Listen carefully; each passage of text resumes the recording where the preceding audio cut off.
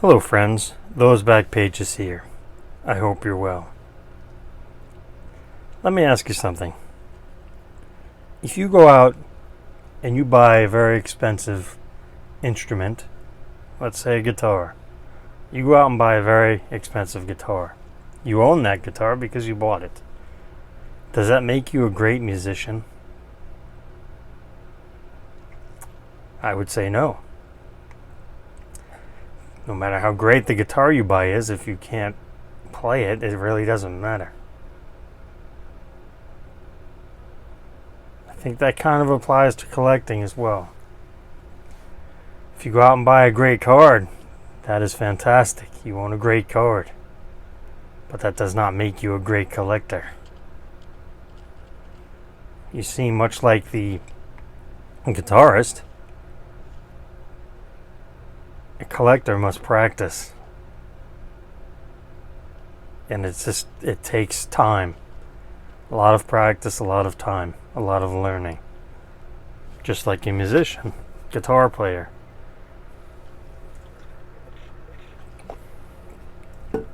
Just having great guitars doesn't make one a great guitarist. I think the same, like I said.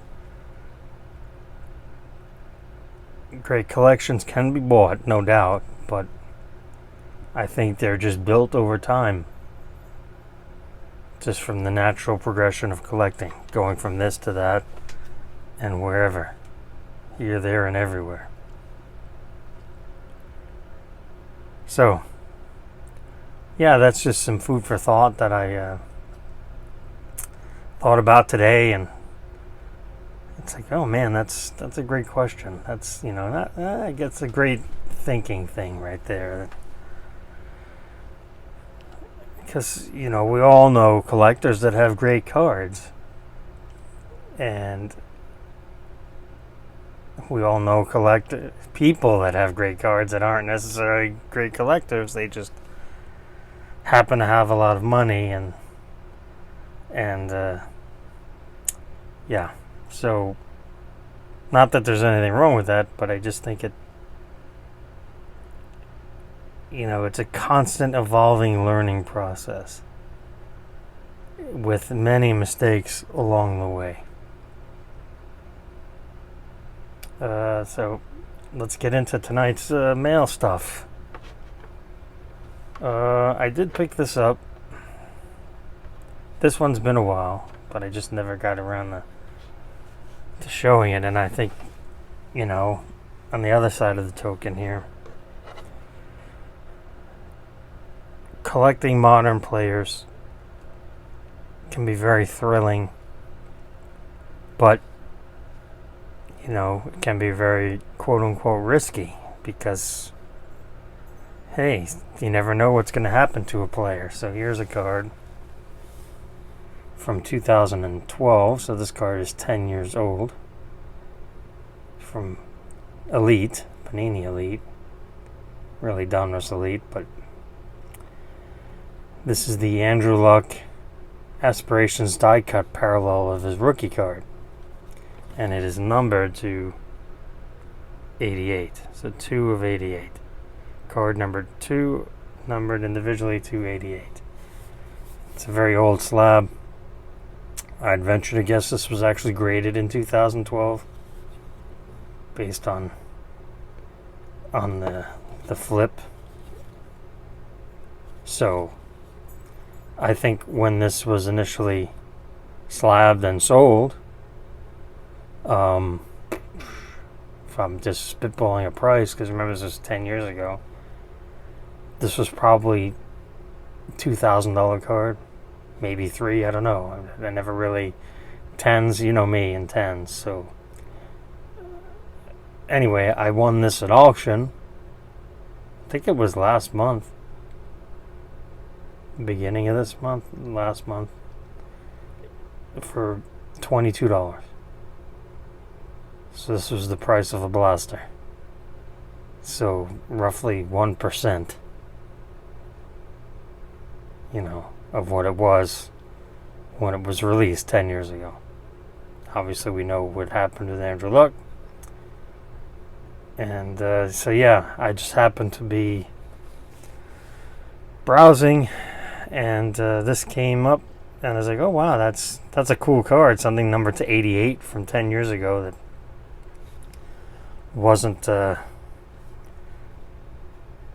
to happen 10 years ago. I would have liked to, but wasn't going to happen. So that's, one of the pitfalls of active players. So happy to have that in the collection. Let's see. A friend of mine sent me a link to this listing. So, sure enough, I intended to win. Didn't have to, but if the price was right, I was going to win. So, I had shown one of these off a couple episodes ago in a PSA 8. This is a PSA 7.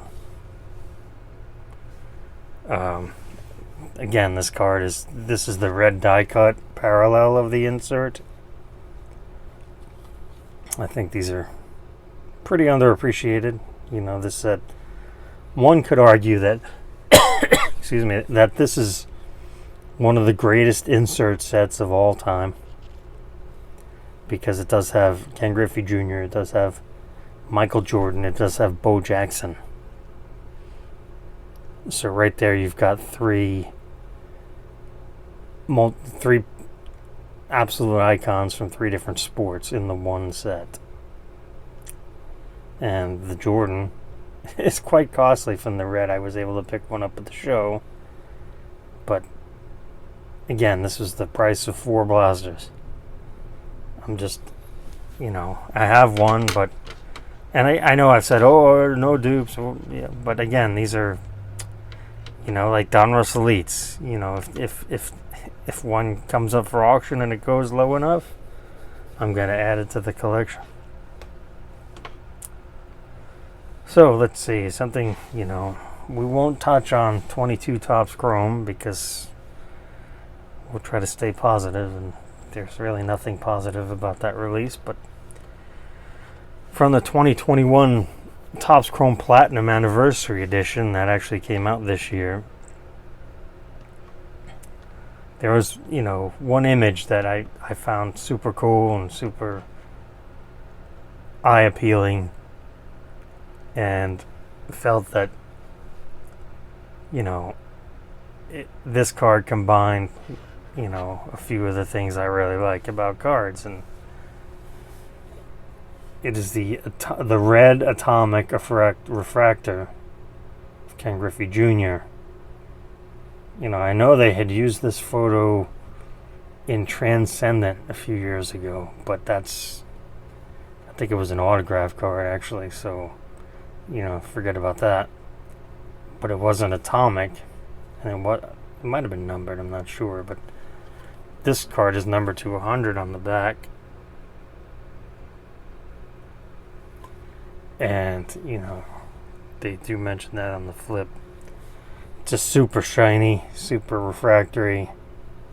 The centering could be better, but there's 100 copies, and it's got that atomic shine to it. Obviously, etching would make it better, but at this point, we can't really expect Topps to care. But very happy to have this, again, a card number to 100. Not that rare, but also not that common.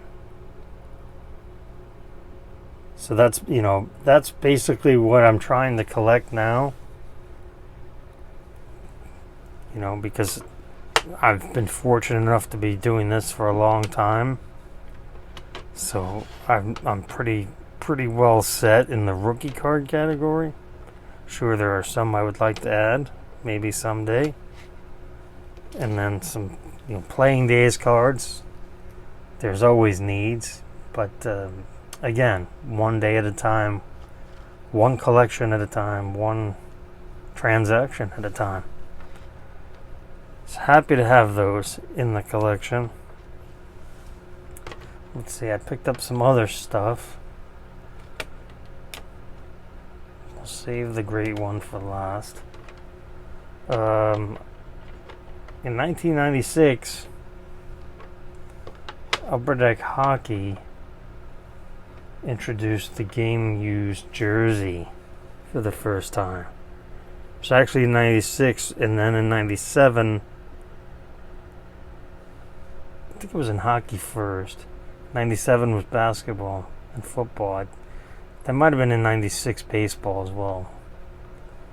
But I picked up the Messier from the 96 hockey release. And, you know, it's a classic release. This card is 26 years old, 27, going on 27. And, you know, for these, you know, obviously it's the ugly slab, but it's a thicker card stock.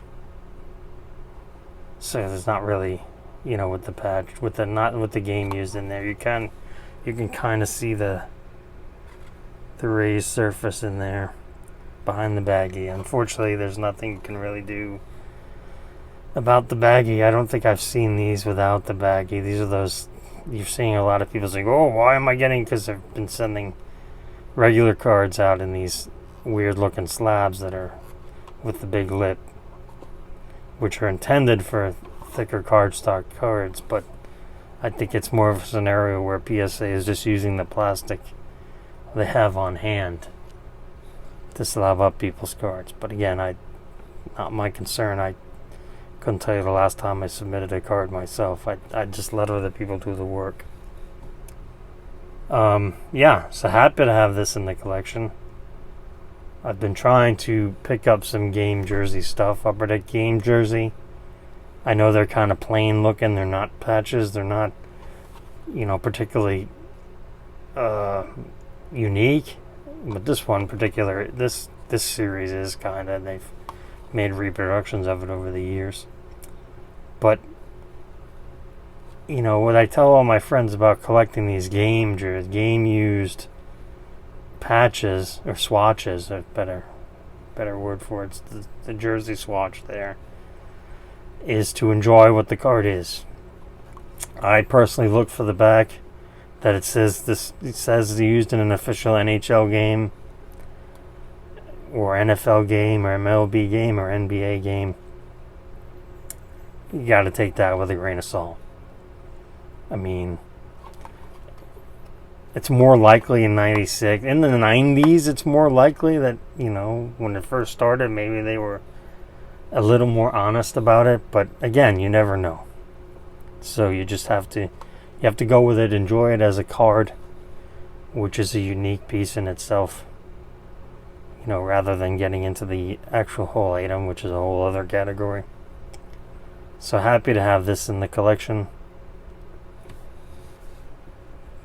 They've been coming up for auction a lot recently, which is strange because when I first started looking for them, they were kind of scarce, not rare or anything, just difficult to obtain. And again, that's another thing that I've been looking for as far as collecting goes. Stuff that is not run of the mill, if that makes sense. I actually picked up a couple other Messiers that I'm going to show here. And they're from the 2012 Fleer Retro. And they did PMG Parallels. And this is just pure fire. This is a great looking card. Number 200. There on the back. I don't know if the first 10 of these are green. Probably are.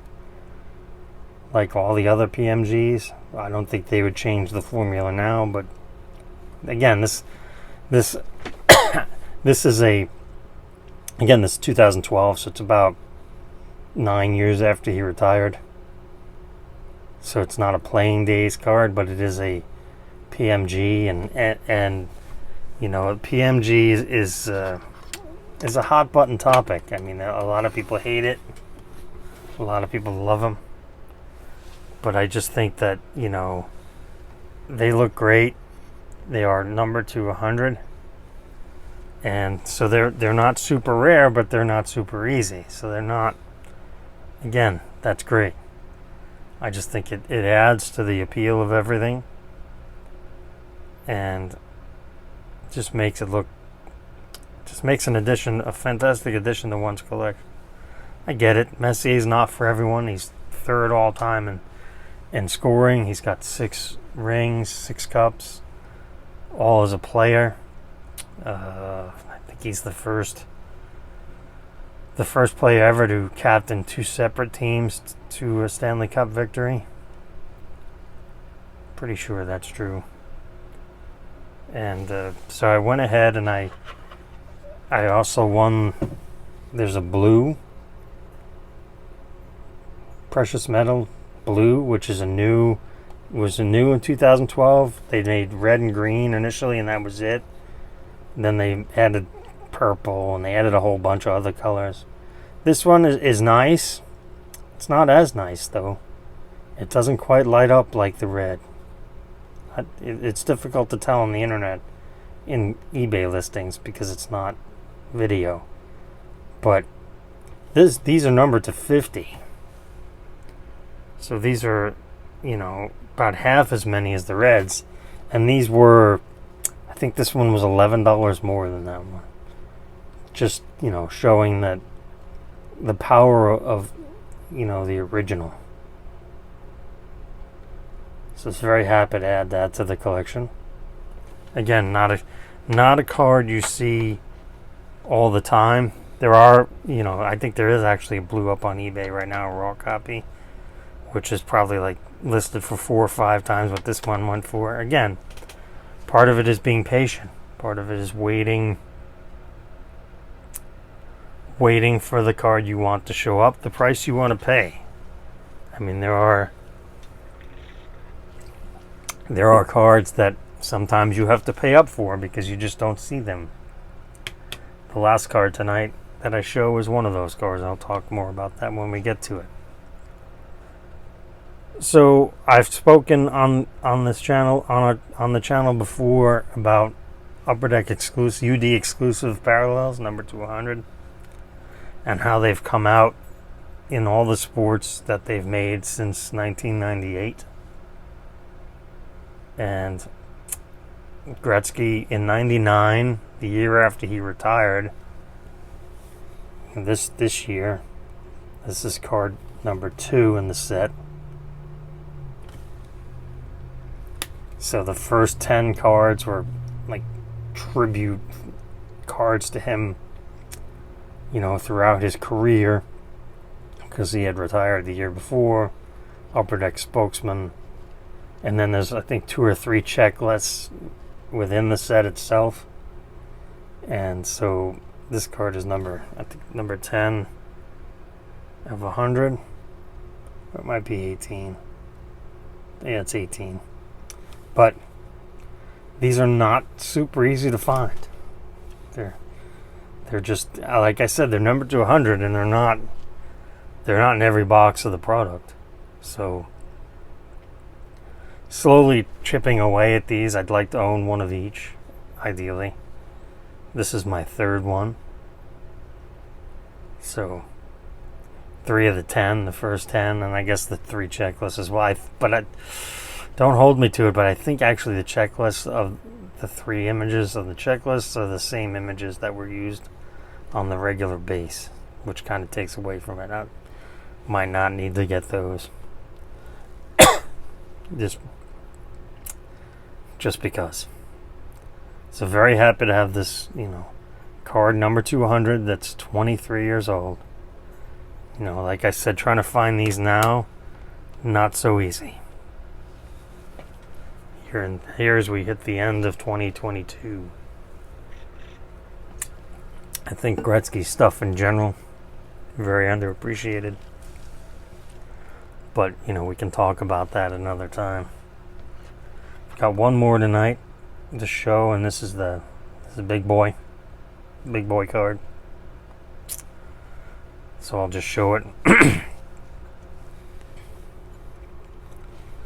This is from 1998 Upper Deck Hockey, his last year playing.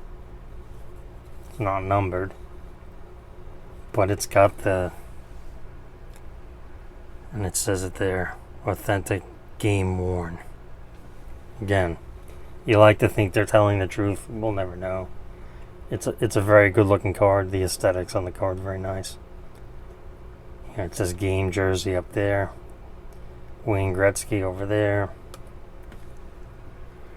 Now the thing is since this was Gretzky's last year that he was an active player,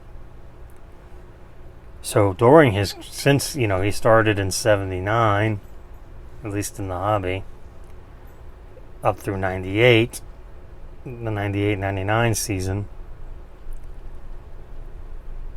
he kind of was bowing out as the high-end jerseys, auto, stuff like that was starting to really take hold of the hobby. Now this card is one of four, but two autograph versions. There's an autograph version of this to 99 with the game jersey, and then he had a so this is 98. In 97 he had a game jersey, but it was from the All-Star game the year prior, so that the white and teal uniforms that they wore. And then there's an autographed version of that card to 99.